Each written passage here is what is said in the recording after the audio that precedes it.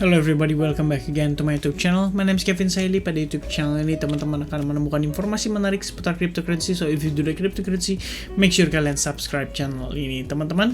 Welcome back again di quick update untuk Bitcoin. Jadi di quick update kali ini kita akan update tentunya untuk kondisi terkini di technical analysisnya untuk Bitcoin. So tanpa berpanjang lebar langsung aja kita masuk ke dalam technical analysisnya.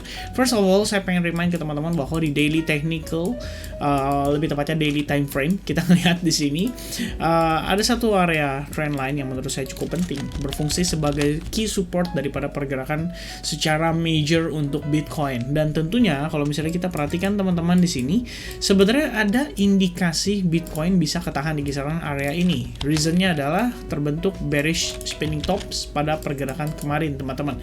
Jadi kalau kita ingat-ingat nih, pressure yang diberikan oleh Bitcoin kemarin itu ada turun, kemudian di akhir penutupan sesi atau di akhir penutupan sesi New York atau lebih tepatnya ya sebenarnya memasuki sesi Asia lah ya atau Australia di kisaran jam 7 pagi itu Bitcoin mendapetin pump yang cukup signifikan ya. Dia naik lagi sampai testing ke bagian atasnya di kisaran area $38.000 dan ini tentunya menyebabkan situasi di mana secara close candle itu menunjukkan bahwa adanya tahanan pada bagian bawahnya teman-teman. Jadi secara nggak langsung bayangan saya adalah setiap kali sellers mau memberikan pressure kepada Bitcoin, di situ juga ada demand teman-teman yang ngebeli balik Bitcoinnya, sehingga menyebabkan harga Bitcoin saat ini itu ngatung dan ya bisa dibilang dia ketahan lah ya di kisaran area dekat dengan supportnya dia. Dan kalau misalkan secara closing daily nantinya membentuk seperti ini secara nggak langsung kita bisa katakan juga sebagai bullish engulfing. Cuman sayangnya teman-teman, buntutnya kan cukup panjang nih.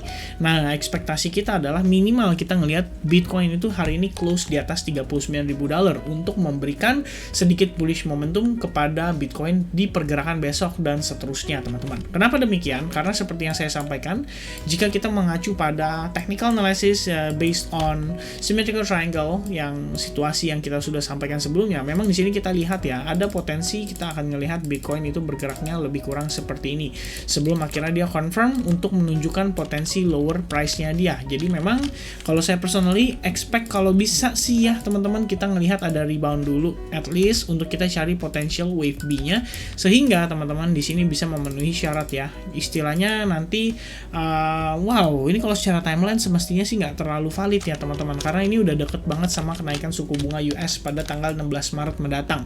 Jadi ada kemungkinan juga kita ngelihat market akan sideways banget menjelang 16 Maret nanti. Kenapa? Soalnya ini sering banget terjadi pada situasi market di forex ataupun di komoditi seperti emas dan oil. Tapi itu jauh sebelum ketika ada invasi Rusia terhadap Ukraine, teman-teman. Jadi secara nggak langsung ini impact-nya saya bisa katakan secara segi fundamental itu udah benar-benar campur aduk ya. Jadi kalau sekarang saya personally terus terang masih ada sisa posisi short sekitar 25% aja dari margin awal saya dan tentunya ini not a financial advice ya. Saya sampaikan hal ini bukan berarti teman-teman menjadi clue kayak wah kok Kevin masih nge-short berarti masih aman nih buat di short gitu ya. Bukan seperti itu teman-teman. Alright, saya cuma sharing aja, saya cuma kasih tahu aja kira-kira strategi saya seperti apa gitu. Karena to be honest teman-teman, ekspektasi saya adalah bisa melihat Bitcoin membentuk wave B dulu before kita finishing wave C-nya dia. Dan ini kalau kita lihat pada time frame 4 jam, ini adalah symmetrical triangle yang saya gambarkan pada time frame daily ya. Which is ini memang sebenarnya adalah ekspektasi yang saya perkirakan memiliki probabilitas cukup besar. Ini seperti yang saya sampaikan sebelumnya, sebenarnya kita bisa aja ngelihat dia langsung turun lagi ya teman-teman tanpa merebound terlebih dahulu. Tapi untuk saat ini saya melihat probabilitas itu cenderung kecil. Walaupun di sini secara nggak langsung kalau kita perhatikan bisa aja nggak bentuk semacam head and shoulders pattern ya. Tapi balik lagi teman-teman, saya pengen teman-teman fokus terhadap apa yang terjadi, bukan pada pola atau pada patternnya.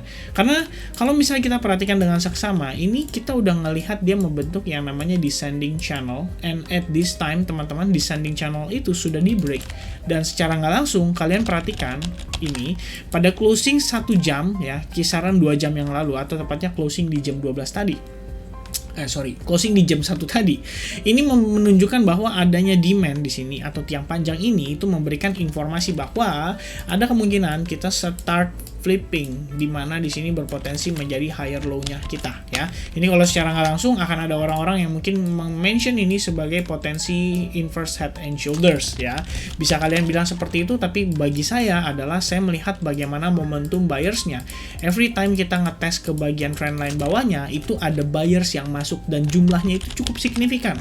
Kenapa demikian? Kalian bayangkan, tadinya sebuah market yang tadinya bergerak dalam tren yang sangat agresif tiba-tiba berubah menjadi soft ya. Every time dia turun dia rebound cukup signifikan, every time dia turun dia rebound cukup signifikan. Nah, di sini jelas sekali ada yang namanya pelemahan momentum.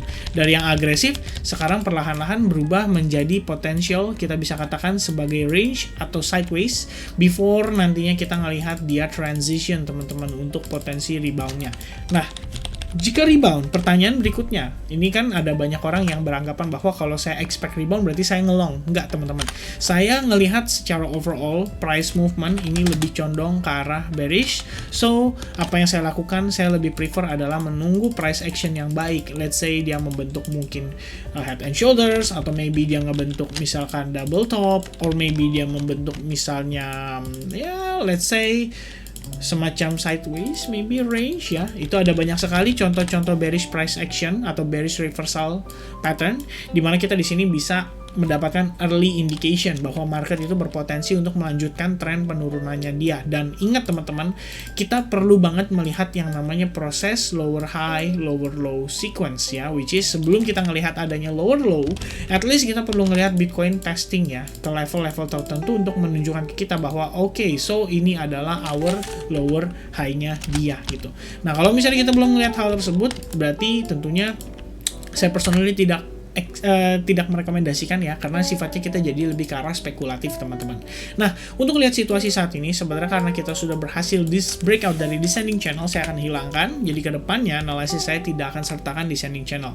At the same time, kalian juga bisa lihat di sini terbentuk semacam trend line ya. Dan kalau misalkan saya hubungkan di sini lagi teman-teman, ini basically kita udah masuk ke fase sideways-nya dia ya. Saya bisa consider ini sebagai fake out karena kalian lihat ya seberapa lama dia menghabiskan waktu di sana. Ketika dia turun dia langsung balik naik ke atas.